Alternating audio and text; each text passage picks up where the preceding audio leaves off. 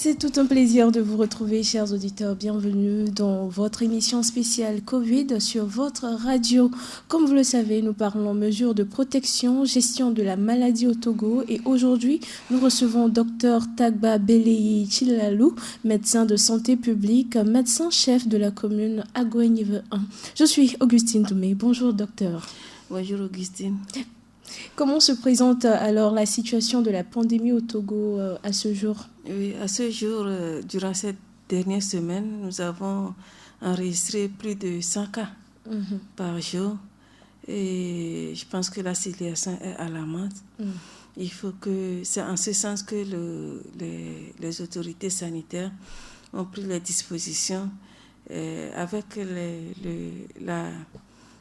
sous la conduite des autorités politiques, afin que les mesures, disons, les mesures d'urgence soient prises pour pouvoir vraiment faire face à cette maladie. D'accord. Plus de 92% du personnel de santé sont aujourd'hui vaccinés contre... quelle est l'étape suivante de cette vaccination? Merci. Pratiquement, vous avez dit sur 100 personnels de santé, il y a 92 personnels qui ont été enrôlés.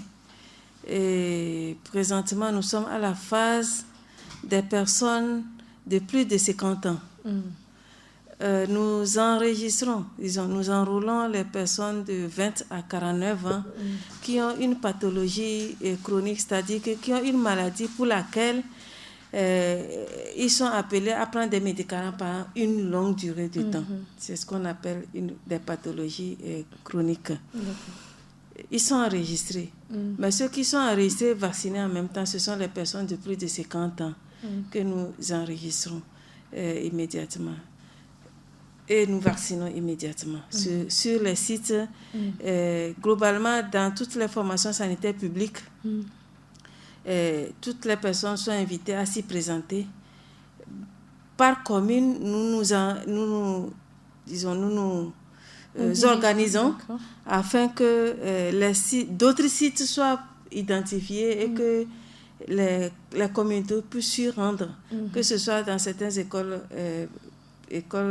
primaires, secondaires ou bien dans certains endroits publics.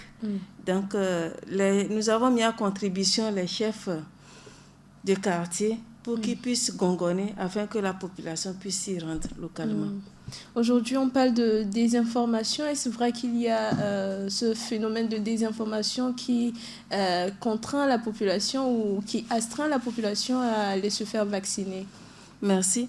Effectivement, nous avons enregistré sur les réseaux sociaux et les personnes qui se font vacciner nous les rapportent aussi, qu'ils ont peur, un tout petit peur, parce qu'on parle de ces vaccins qui n'est pas fiable et qui crée tout un tas de... Mais je pense que la population que nous sommes devait aller vers les agents de santé qui ont la bonne information afin qu'ils puissent avoir toutes les informations liées à ce vaccin. Le vaccin, il n'y a pas de souci. Nous nous sommes vaccinés en tant que personnel de santé. Nous n'avons pas eu de problème. Donc, il n'y a rien à craindre. Le vaccin, c'est un outil supplémentaire pour pouvoir lutter contre cette pandémie. Il y a des mesures préventives que le gouvernement a prises, entre autres le port de masques, le lavage de mains régulier.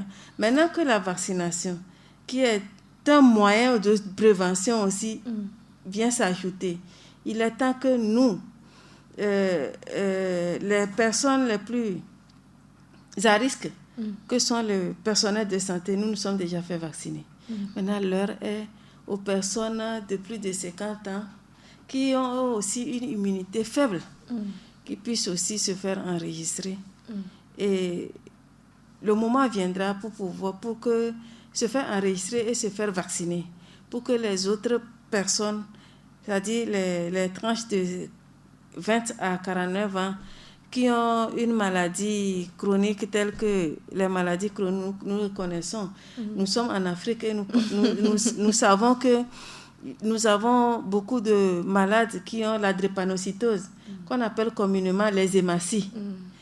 Ils sont nombreux. Ils doivent se faire vacciner parce que ceux qui sont porteurs de gène AS, avec S prédominant, le gène S prédominant, ils sont beaucoup faibles. Nous avons beaucoup de malades diabétiques aussi. Et les cas d'hypertension artérielle, chez les jeunes, nous en observons beaucoup. Je pense qu'il n'y a pas de peur. Les bénéfices qu'on tire de la vaccination par rapport aux conséquences de la maladie, c'est plus élevé. Donc, il vaut mieux se faire vacciner, s'enrôler. Le message passe sur les radios, toutes les radios par rapport au site d'enrôlement. Si la personne n'arrive pas à s'enrôler, autant venir dans une formation sanitaire et pour qu'on puisse l'aider à faire l'enrôlement afin de l'enregistrer, de vacciner cette personne. D'accord. Alors, si on comprend bien, l'enregistrement se fait au préalable avant la vaccination. On ne peut pas se faire vacciner, on ne peut pas s'enregistrer le même jour et se faire vacciner également le même jour. Je m'explique. En principe, on devait s'enrôler avant de venir se faire vacciner. D'accord. Mais si on n'a pas pu se faire enrôler avant de venir se faire enregistrer, on peut le faire sur site. C'est-à-dire qu'on va sur le site de la vaccination, on fait le tout en même temps. On s'enrôle. Lorsqu'on s'enrôle, on donne son numéro de téléphone, on inscrit la personne sur la plateforme. Un code lui revient. Il communique le code à celui qui est en train de l'enrôler. Donc, avec sa carte d'identité, on inscrit toutes les informations sur la plateforme. Il va recevoir un code d'enregistrement. Donc, à partir de ce code, étant donné que nous avons au même moment des documents physiques, nous enregistrons tout sur les documents physiques au cas où l'informatique ne marchait pas. D'accord. On l'enregistre, il se fait vacciner avec le code et on l'enregistre aussi sur le plan électronique. Il y a un registre, disons, il y a deux registres. D'accord. Le registre physique et le registre électronique. On l'enregistre sur le réseau électronique et il se fait vacciner. Ensuite, il recevra un message lui indiquant la période pendant laquelle il devrait passer pour le deuxième tour. Disons que la personne qui se fait enrôler reçoit 3 messages. Le premier message, c'est par rapport au code. Le second message, ce sera par rapport à l'inscription. Et le troisième message, ce sera par rapport à l'enregistrement électronique. Dans ces 3 messages reçus, ça veut dire que la personne est à jour. Et on lui remet une carte de vaccination physique. Et cette carte, la personne vaccinée devait l'entretenir et la ramener dans le centre lors de la prochaine phase, puisqu'il faut 2 doses pour obtenir une immunité maximale. Donc, pourquoi nous faisons l'enregistrement physique aussi? Parce qu'il y en a qui, arrivaient au moment où ils devaient se faire vacciner, peut-être qu'ils pourraient perdre leur carte. Oui. C'est ce qu'on ne souhaite pas. Mais s'il arrivait que ça devenait, donc nous allons vérifier et puis lui délivrer une nouvelle carte. Mais est-ce qu'il est possible de se faire enrôler dans un lieu et aller se faire vacciner dans un autre lieu? Vu les explications que vous venez de donner, si par exemple le lieu où vous vous êtes fait enrôler, vous avez par exemple voyagé, vous vous rendez sur un autre et vous voulez maintenant vous faire vacciner, est-ce que ces mêmes données se retrouvent d'autre part ou c'est seulement dans les communes spécifiques? C'est une technologie, nous sommes en train de le voir, mais nous avons reçu des personnes qui se sont fait vacciner dans certains pays. Je ne sais pas, vous voyez, ils ont reçu des gens qui se sont fait vacciner dans un autre pays avec le même vaccin. Et il est arrivé au moment où il devait faire vacciner au second tour avec le même type de vaccin. Il arrive avec sa carte de vaccination et nous revérifions pour voir est-ce que toutes les informations sont exactes. Au moment où nous sommes en train de vacciner, est-ce qu'il est dans les normes? Il est dans le pays à un moment T. Donc, nous l'enregistrons. S'il répond aux normes, nous le vaccinons. Mais est-ce possible il arrive qu'on puisse voyager, qu'on puisse être sur place au moment où le deuxième tour se déroule. Oui. Supposons nous sommes au Togo. Nous sommes au Togo globalement. Nous, au moment de la deuxième dose, nous nous retrouvons à Dapaon, peut-être. Dapaon. Mais pour le moment, tous ceux qui sont vaccinés, c'est dans le Grand Lomé. Donc ça concerne les cibles du Grand Lomé. Il serait intéressant que les prochaines fois, ce sera dans les mêmes cibles, ce sera dans Lomé qu'on va aussi vacciner. Mais il peut arriver que, je ne sais pas, c'est par rapport à la disponibilité des vaccins aussi. Si on lance le deuxième tour et que le deuxième tour, ça prend en compte les autres cibles des autres régions, je pense qu'ils pourraient aller dans la région où ils se trouvent se faire vacciner. Tout est flexible. Aujourd'hui, les doses de vaccin, pourquoi est-ce que le Togo n'a pas assez? C'est faute de moyens ou c'est faute de disponibilité du vaccin AstraZeneca lui-même? Il y a des pays qui ont les moyens financiers mais n'arrivent pas à accéder au vaccin. Donc, il y a plusieurs facteurs. Le premier facteur, c'est la disponibilité des vaccins. Et donc, pour le Togo, nous avons passé par l'initiative COVAX qui permet à ce que les pays les plus, les moins nantis puissent avoir accès au vaccin. Et c'est par rapport à ça que nous avons accès au vaccin. Donc, il y a des pays qui ont besoin de vaccins et ne l'ont pas. Il va falloir que nous nous dépêchions pour nous faire vacciner, parce que plus nous nous vaccinons et plus nous aurons accès à ces vaccins. Il va falloir que nous puissions faire le plus de personnes vaccinées pour pouvoir avoir accès au vaccin. Mais si nous ne nous vaccinons pas, c'est tout comme si nous n'en avons pas besoin. Or, le besoin est là. Je pense que par rapport aux désinformations, je lance un appel à nos grands frères, nos sœurs, de passer, d'aller à la bonne information, dans l'information sanitaire pour se faire vacciner. La question également, c'est pour les populations qui, quand même, sont dans des endroits un peu plus reculés, d'accéder à ces informations vraies. Où est-ce qu'on peut retrouver ces informations-là? Ces informations, où est-ce qu'on peut les retrouver? C'est à travers vous, les radios locales. C'est à travers aussi les autorités locales, que sont les communes. Puisque par commune, il y a des entités pour lutter contre cette maladie. Que ce soit au niveau communal ou au niveau préfectoral, tous les chefs sont informés. Maintenant, il y a les formations sanitaires aussi qui sont dans nos contrées. Donc, toutes personnes, les personnels de santé sont disponibles pour donner la bonne information. Les autorités administratives et locales, administratives, politiques et coutumières aussi, ils ont la bonne information pour... et puis, je pense qu'il va falloir que nous puissions aussi demander à ceux qui se sont déjà vaccinés, n'est-ce pas? Ceux qui se sont déjà vaccinés, pourquoi il faut qu'ils soient le relais de l'information auprès des autres, inciter nos parents à se faire vacciner, parce que nos parents ont peur par rapport à l'information qu'ils ont. Donc nous sollicitons tout le monde pour que chacun puisse travailler en ce sens-là. Alors, chers auditeurs, je rappelle que vous êtes dans l'émission spéciale Covid sur Radio Djena et nous parlons de ces mesures de protection avec Dr Tagba Belei Chilalou, médecin de santé publique, médecin chef de la commune Agouenive 1.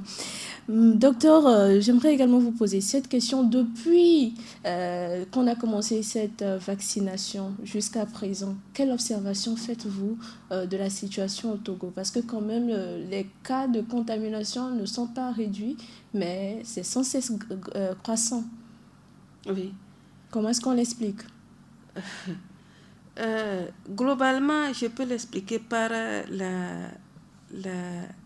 le relâchement. Le relâchement dans l'observation des mesures barrières. et la non-observance de ces mesures par rapport à ceux qui ont été dépistés positifs au coronavirus, parce que tous ne sont pas admis dans un centre d'isolement ou bien de traitement. Donc, ceux qui sont positifs et sont à la maison, ils n'observent pas beaucoup les mesures barrières. Et donc, en ce sens-là, excusez-moi de le dire, je le réitère, les dispositions prises permettent à nous tous aussi, parce que tout le monde est fatigué avec cette maladie.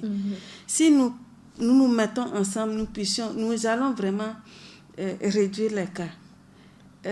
Il n'est pas bon d'exposer son entourage à la maladie. Même à son pire ennemi, ce n'est pas bien de permettre à ce que son pire ennemi contracte la maladie. Donc, à tous les niveaux, il va falloir que nous puissions prendre conscience, c'est-à-dire maintenir les dispositions qu'on a prises pour que nous puissions faire face à la maladie. Il y a un relâchement total. La sensibilisation aussi relâchée. Au début, nous voyons que chacun, les élus locaux, que ce soit de n'importe quel bord, ils ont commencé par distribuer les masques, les dispositions de lave-mains. Mais à un certain moment, il y a un relâchement parce qu'il y en a qui pensent que, bon, ils l'ont dit, dans d'autres pays, dans des pays frontaliers, rien n'est fait. Rien n'est fait. Maintenant, nous nous trouvons dans une situation où vraiment ça ne va pas. Il va falloir que nous nous ressaisissons. D'autant plus qu'il y a aussi la souche mutante qui circule dans la population.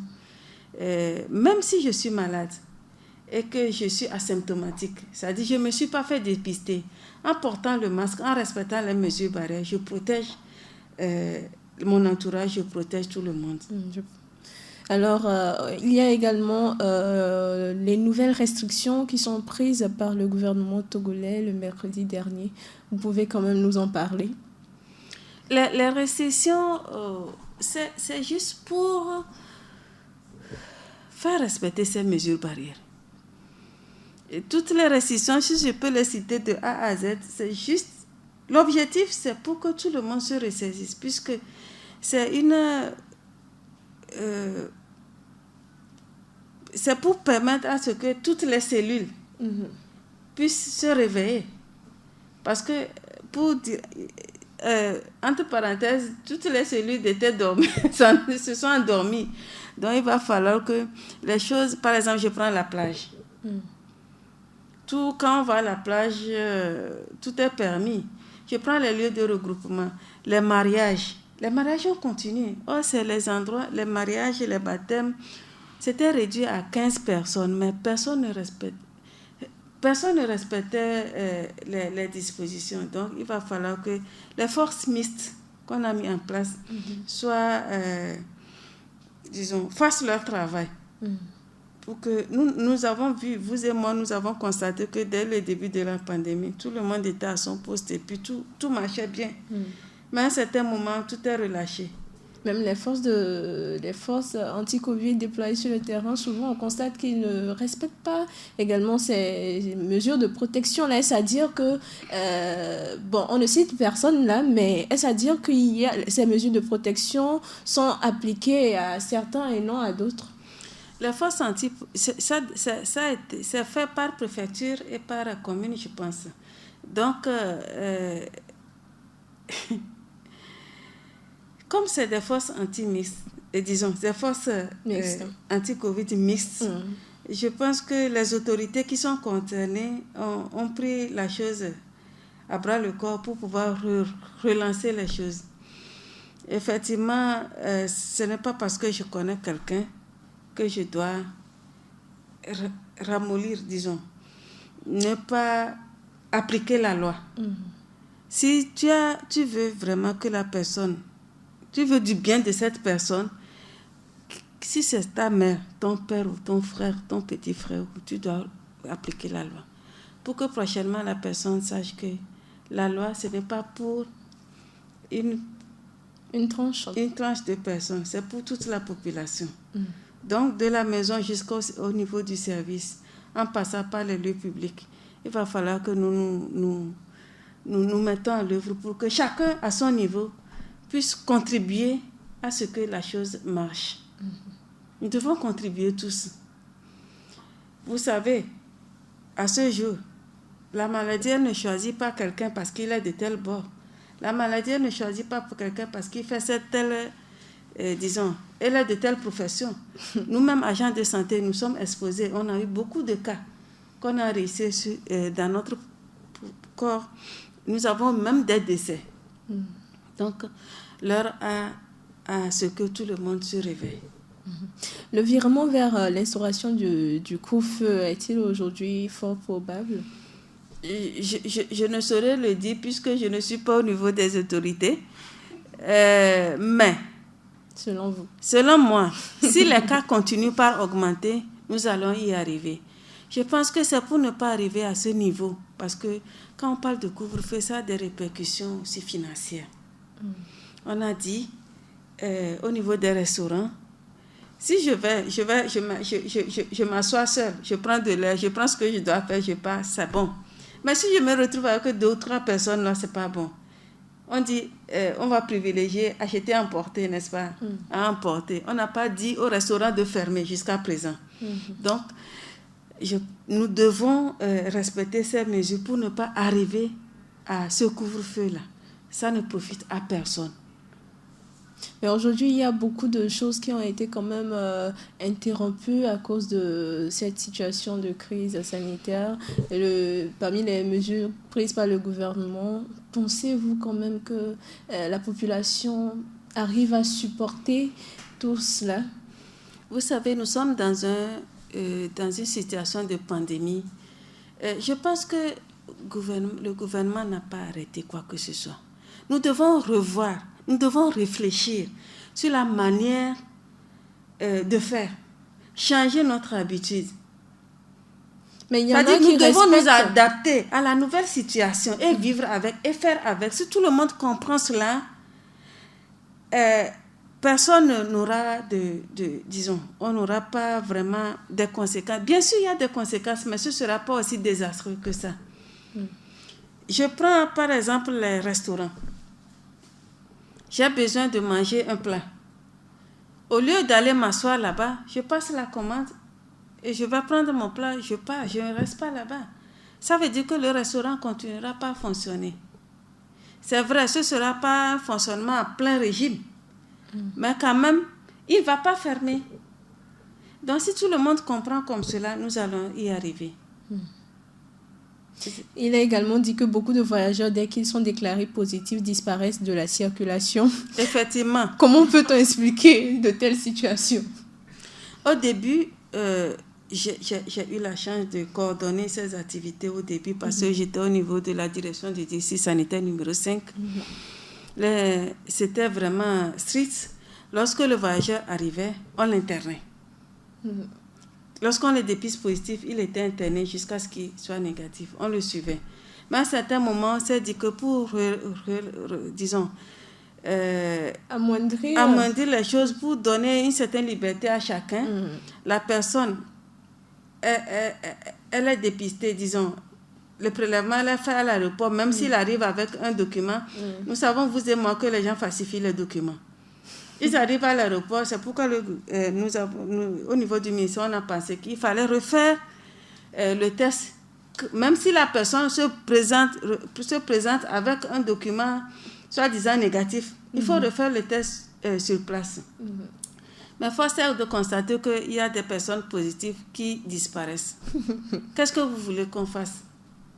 Vous et moi, nous sommes fatigués de parler de la même maladie tout le temps. C'est ces personnes-là qui sont la source de contamination des maladies. Puisque tu ne sais pas si cette personne, où est-ce qu'elle va. Et puis souvent, nous les parents, on reçoit des personnes là, bras ouverts. On ne se demande même pas pour savoir est-ce que la personne-là est à jour. Je ne sais pas, vous voyez. Donc, les dispositions sont prises. C'était dit au niveau local que toute personne qui arrive aussi, même pas à travers la voie aérienne, la voie terrestre, que les autorités locales puissent, toute la population soit informée. les dispositions ont été prises afin que les communes soient briefées.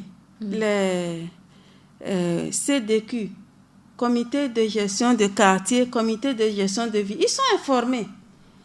Mais, excusez-moi, bon, j'ai toujours dit que l'affaire santé, tout le monde attend quelque chose. Ça tombe quand je vais travailler. C'est une question de volontariat. Je veux aider ma communauté à être en bonne santé. Je ne peux pas diriger une population malade. Donc, il va falloir que les CDQ, qui sont à la base, les comités de gestion de quartier, les comités de gestion de village, que toute la population soit informée et que si quelqu'un revient d'un voyage de l'extérieur, c'est ma santé qui est en danger. Alors, je vais veiller à ce que la personne se fasse dépister. Si la personne est asymptomatique et que les conditions s'y prêtent, elle peut rester à la maison et on va le suivre. Donc, il faut que chacun comprenne que nous, la population, toi, moi, c'est nous qui sommes concernés d'abord. Nous sommes plus à risque par rapport à un parent qui revient d'un village. Mais comment se fait-il que à ce niveau-là, ces personnes arrivent à s'échapper, puisque au niveau des frontières nous terrestres, ne les dénonçons pas. À qui la faute au juste aujourd'hui? Puisqu'au niveau des frontières, il y a également des agents placés là pour vérifier de telles choses. Aujourd'hui, à qui la faute? On constate, moi j'aimerais poser cette question, est-ce que l'argent qu'on donne au niveau des frontières, c'est quelque chose de légal ou c'est illégal? Il faut qu'on se dise une certaine vérité. Nos frontières sont poreuses. Sont poreuses. D'accord. Nous n'avons pas une frontière matérialisée. Donc, pour les frontières officielles, je prends Togo-Ghana. Il y a la frontière officielle, il y a le BitNet, mais à côté de cela, il y a des frontières poreuses où nos frères et sœurs passent. Il y a des gens qui sont au Togo, d'autres au Ghana, qui vont faire les activités d'un côté ou de l'autre côté et reviennent le soir. Qu'est-ce qu'il faut? Il suffit de glisser quelque chose à quelqu'un et puis que ça passe. Je pense que c'est une prise de conscience individuelle et collective. C'est vrai, je vais prendre l'argent pour que tu passes, mais il faut que je m'assure à ce que tu sois dans les règles. Je ne sais pas, vous voyez. Aujourd'hui, je suis sûre qu'il y a certains qui souhaiteraient, parce que les moments de crise profitent, excusez-moi, à certains. Il y a... Dites-nous, docteur. Non, bon, je me dis que c'est vrai. Je reviens, je dis, il faudrait une conscience individuelle et collective. Même si tu me donnes l'argent pour passer, j'aurais voulu que vraiment tu portes ton masque et qu'à la maison, tu puisses, si tu as un signe, tu puisses signaler à la structure la plus proche. C'est en cela que je voudrais que nous réagissons. Je ne sais pas, vous voyez. C'est vrai, la personne passe. Parce que nous n'avons pas, comme je l'ai dit tantôt, des frontières délimitées. Je veux permettre à ce que la personne puisse aller faire son travail, mais tout en respectant les mesures barrières. Aujourd'hui, est-ce que la quarantaine est toujours appliquée? Difficilement. Officiellement, oui. Sur les papiers, oui. Mais la mise en œuvre, c'est difficile. À votre niveau également? Globalement, on n'arrive pas sur les personnes chaque jour.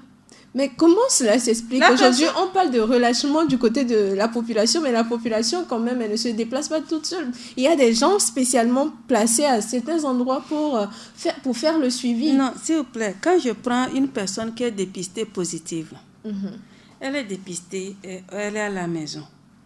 On lui dit ce qu'il doit faire, mais on ne sera pas là tout le temps pour la surveiller, cette personne. Nous ne savons pas ce qu'elle fait, ce qu'elle ne fait pas, où est-ce qu'elle va, où est-ce qu'elle ne va pas. Donc, c'est en cela que je me dis que le respect des mesures barrières va contribuer à réduire les cas et les personnes contacts. Même si je suis positive et il arrivait par mesure de, disons, nécessité de me déplacer, il va falloir que je porte mes masques et me laver régulièrement les mains. nous avons vu des gens qui sont positifs et interpellent les autres. Mais mon ami, tu sais que la dernière fois, on m'a dépisté positif, mais la personne n'avait pas de masque. Si toi, à qui on parle, tu n'as pas de masque, ça veut dire que tu es exposé. Tu es devenu immédiatement une personne contact. Donc, il faut attendre 16 jours, le temps qu'on puisse faire le test. Tu vas déclarer que tu as été personne contact d'un cas positif. Tu peux nommer le nom, la personne, et puis on va te faire le test au 16e jour. Comment se fait-il que jusqu'à présent, est-ce qu'il y a, on va demander ainsi, est-ce qu'il y a une ligne de suivi de ces personnes contacts-là? Oui. Est-ce qu'il y a un dispositif mis en place pour ce suivi-là? Oui, par commune, il y a des équipes chargées des prélèvements qui sont dans les formations sanitaires, qui prélèvent toute personne qui présente des signes COVID. Ces personnes-là peuvent se rendre de leur plein gré dans la structure pour se faire prélever, ou bien lorsque des personnes viennent dans une formation sanitaire qui présentent des signes, moi, agent de santé, je vais les orienter vers ces centres pour le prélèvement, afin de confirmer ou bien d'infirmer si c'est un cas de COVID. Ça, c'est une équipe.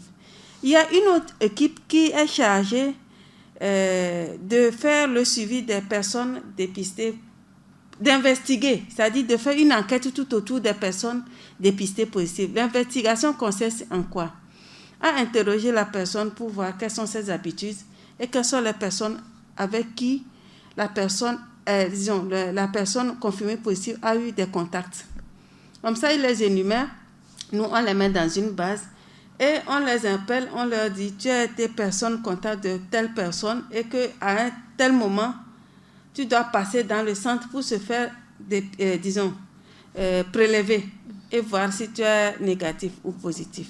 Et donc, à cet effet, vous devez respecter les mesures barrières. Et il y a un troisième groupe qui n'est pas vraiment fonctionnel, c'est l'équipe chargée de suivre les voyageurs. C'est ça qui n'est pas vraiment...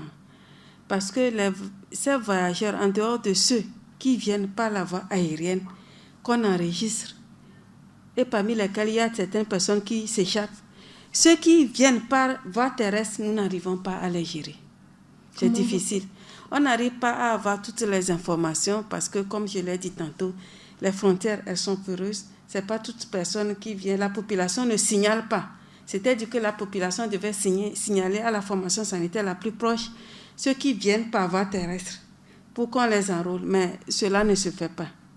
Donc, nous sommes en train de revoir les stratégies afin que la surveillance puisse être renforcée et que tous les cas puissent être dépistés. Maintenant, vous voyez que les cas que nous avons, qui sont déclarés, ce n'est pas tous.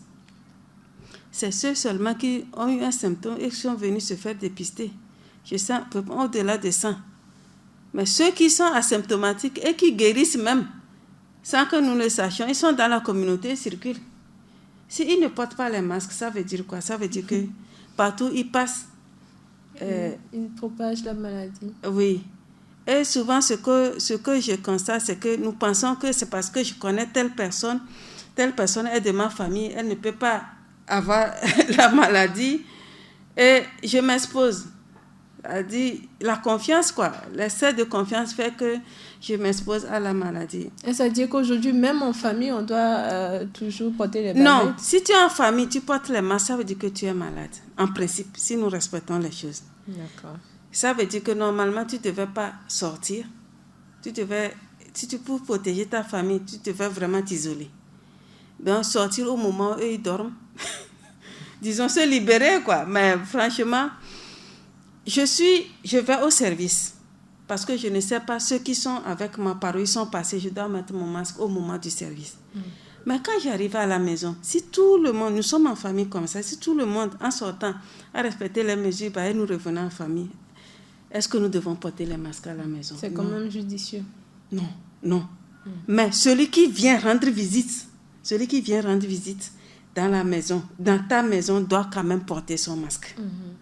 Et mettre une certaine distance pour plus de précautions. L'autre vers, c'est également la prise en charge à domicile.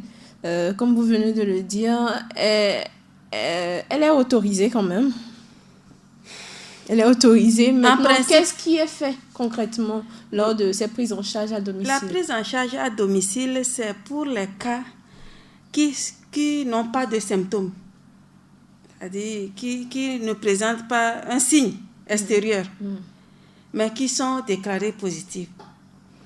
Maintenant, l'équipe va et interroge la personne pour voir, évaluer ses conditions de vie.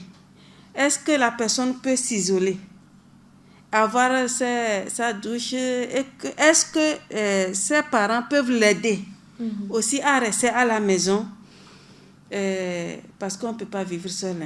Il faut que l'autre puisse l'aider à se nourrir. Sous d'autres yeux, ça n'a pas été du tout facile. Oui, ce n'est pas facile. Si les conditions ne s'y prêtent pas, nous, on demande à ce que le patient puisse être référé dans un hôtel. Et donc, c'est quand même des coûts. C'est des coûts. C'est des coûts. C'est des coûts. Si aujourd'hui, nous pensons que la prise en charge est gratuite, ce n'est pas gratuit pour l'État. C'est-à-dire que quelqu'un paie la chose quelque part.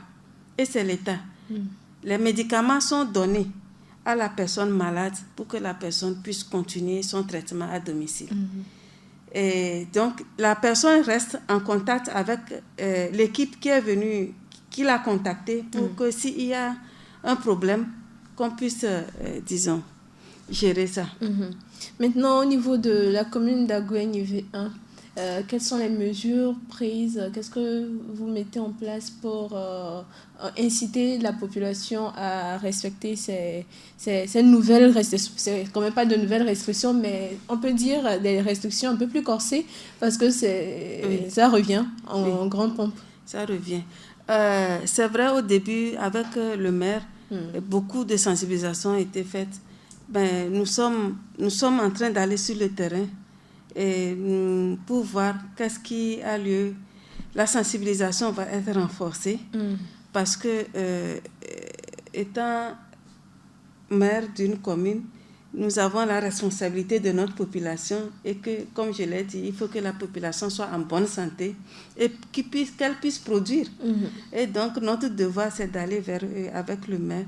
Il a pris l'initiative et nous sommes en réunion, nous sommes en train de voir quelle stratégie prendre pour que les gens puissent respecter, afin que dans la commune d'Aguenieve 1, que les cas soient réduits. Ensemble avec les élus locaux, nous allons aller dans les lieux publics, les établissements, tout ce qu'on a, pour leur expliquer le bien fondé de la chose.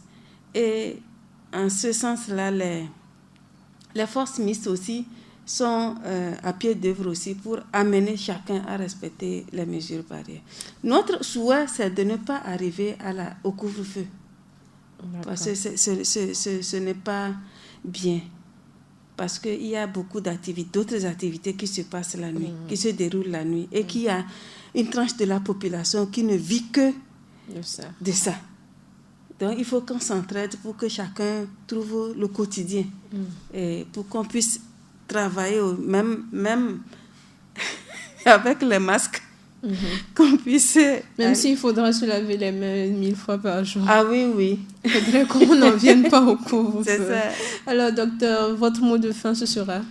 Mon mot de fin, c'est que nous devons, à ce jour, nous devons prendre la chose sur nous. D'abord, je voulais inciter les personnes de plus de 50 ans, parce que j'en fais partie, pour qu'on aille se faire vacciner. En se faisant vacciner, nous empêchons que la maladie puisse protéger. Nous protégeons notre famille et au-delà, ceux avec qui nous travaillons. Et donc, inciter les uns les autres à se faire vacciner et respecter les mesures barrières. Nous ne cesserons de le dire. Nous devons respecter les mesures barrières. Ne prenons pas la chose comme un poids.